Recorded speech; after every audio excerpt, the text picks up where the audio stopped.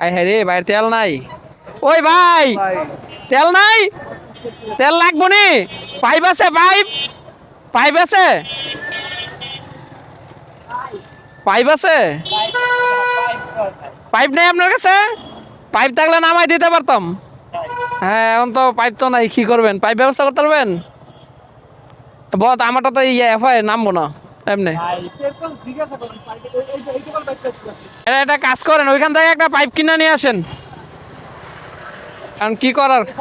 হ্যাঁ, আমারটা এফআই। হ্যাঁ, পাইপ লাগে। জিজ্ঞাসা করেন নাম তো দোষ।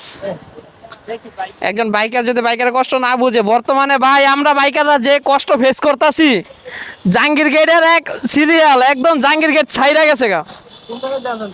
না, আমি আমি তো নিচ্ছি আমার এলাকার থেকে, 3 দিন আগেই ফুল করে নিছি আমি। নাই ভাই,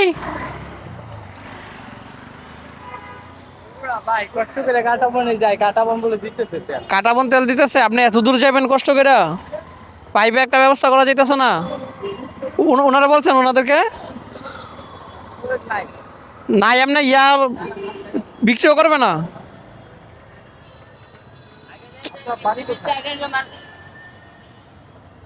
কি একটা অবস্থা!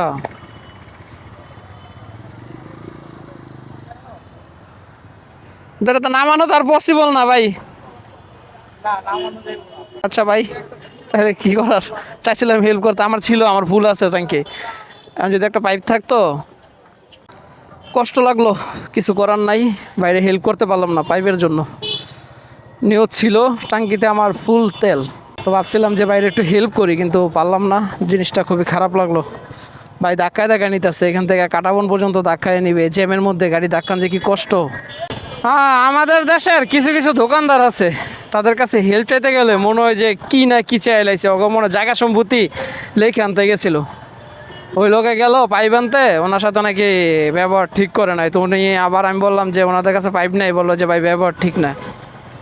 মানে ভাই, একটা মানুষ বিপদে পড়ছে, বিপদে পড়ে আপনার কাছ থেকে একটা জিনিস চাইতে গেছে, আপনি দিলে কি এমন হয়ে যাইব?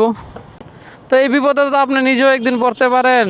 সো এই জিনিসটা একটু মাথায় রাখেন, হেল্প করার চেষ্টা করেন। যাক, আর কি করার, কষ্ট লাগতেছে, বাইরে হেল্প করতে পারি নাই। তবে ইনশাল্লাহ দেখি নেক্সটে যদি কারোর পাই হেল্প করব, আর একটা পাইপ লগে রাইখা দেব, যেটা দিয়ে তেল নামানো যায়।